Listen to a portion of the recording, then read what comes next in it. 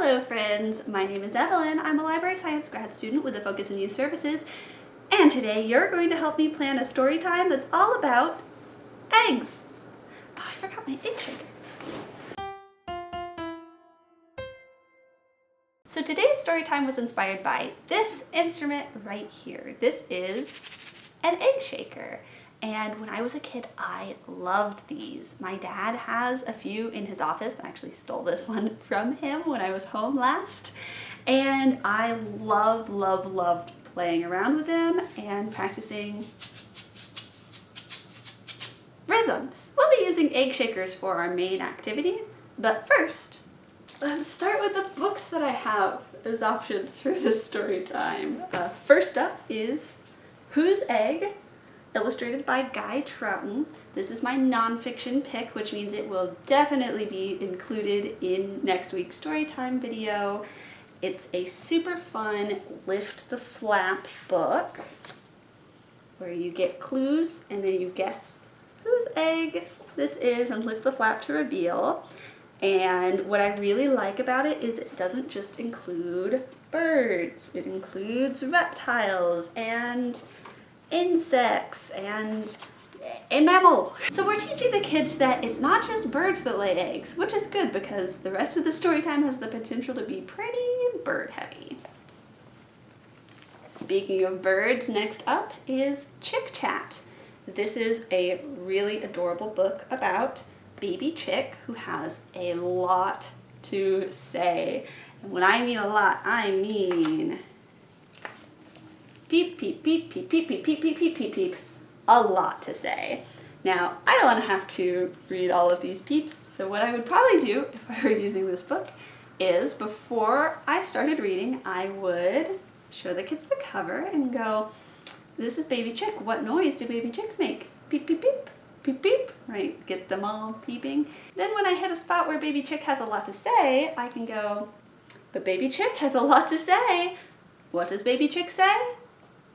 That's right, peep, peep, peep. Baby chick may have a lot to say, but her family isn't really listening. And then she discovers this big round egg. She takes care of it and talks to it, and eventually when it hatches, she has a new friend. I won't spoil the ending for you. You'll have to tune in next week and see. Now, next we have Family is Family, and I love this book so much, but it's the only one I have here that doesn't actually have eggs in it, so it's probably the first one on the chopping block, unfortunately. But it does talk about different types of families using animals. So little chick here has two moms, and then his friends have all different types of family structures. So one dad and one mom, and one mom and just a bunch of babies. And so some of these animals hatch out of eggs and some don't. So I thought maybe what I could do is just ask, like, does this animal hatch out of an egg?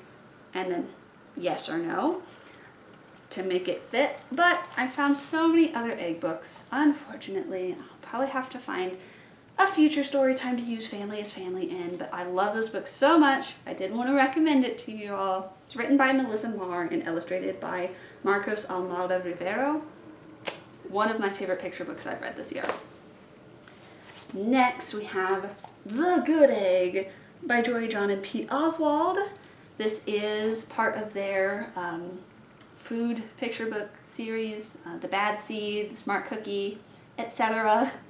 And the good egg is putting himself under a lot of pressure because his companions in his carton are not always very good eggs, and it stresses him out so much that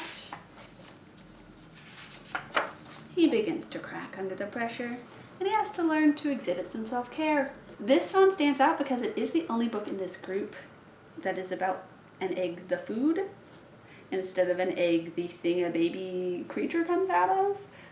And I don't know if that's a good or bad thing. And last but certainly not least is Penny and Pip. This one is for all my dinosaur kids.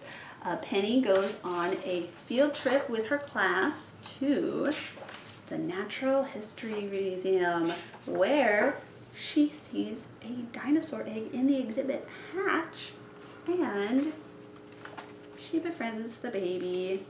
This is a very adorable book that I love so much. Another one of my favorites that I've read this year. And there are so many dino kids out there, and they're kind of my favorite, so I really want to use this one. So those are all of my book options. I have 5 and I need to narrow it down to 3, which means 2 of these are getting cut. If you have a favorite book off this list that you want to see me read next week, leave a comment down below. Alright, now it's time to dive into our activities. As always, I'm looking to break up the books with 3 activities, 1 before our first book, 1 between the first and second books, and 1 between the second and third. Once again, I think I'll be starting with our number of the day. It's just so easy to incorporate into any theme, and honestly, I have been struggling to find non-Easter egg-related storytime activities, so good old number of the day is probably where we're going to start after our welcome song. For our second activity, we'll be practicing a little bit of pattern recognition. Now, this is something, if I were live at the library in front of an audience, I would be doing on a flannel board. We're going to see if I can adapt it to the video format using graphics of different colored eggs that I put up on the screen in different patterns. I'll start the pattern, then give the audience a moment to guess how the pattern will end before I put the rest of the graphic up on the screen. I'll be living my best Dora the Explorer life with that little, that's right, pause. And finally, for our third activity, we'll be breaking out the egg shakers for a song called Chicky Pop.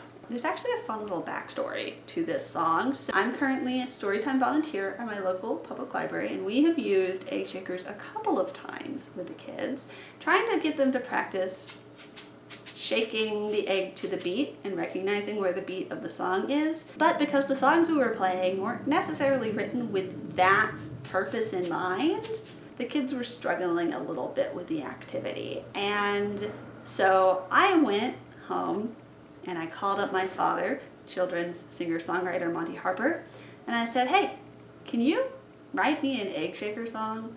And can it also be about a chicken who lays shaker eggs, because a kid said it would be funny if a chicken laid a shaker egg today at story time, and I also thought that would be funny. And he said yes! And so the song Chicky Pop was born. Each of the 3 verses is inspired by a different nursery rhyme or fairy tale. There's a Pop Goes the Weasel verse, a Bremertown Musicians verse, and a Little Red Hen verse. And then the chorus is where the kids are encouraged to shake the egg. It goes like this.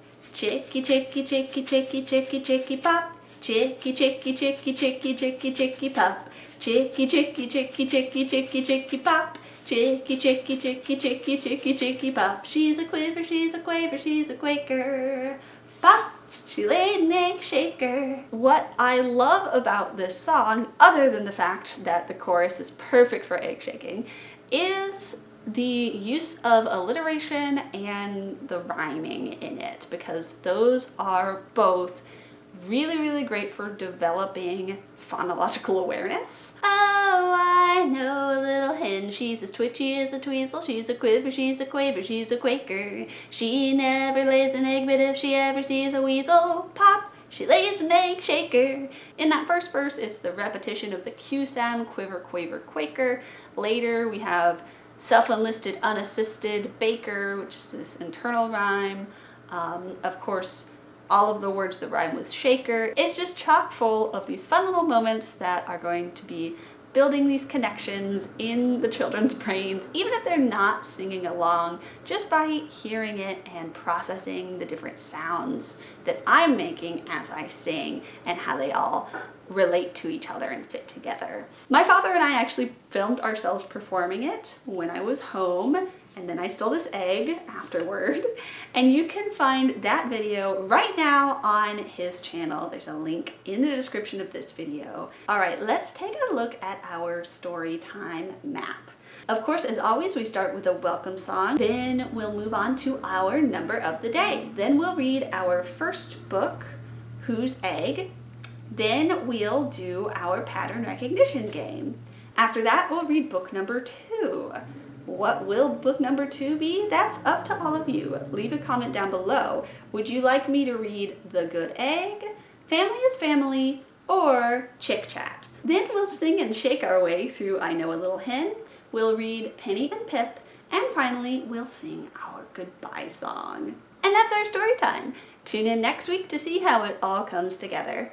With that being said, my name is Evelyn. I've had so much fun being your almost librarian today, and I'll see you real soon. Goodbye!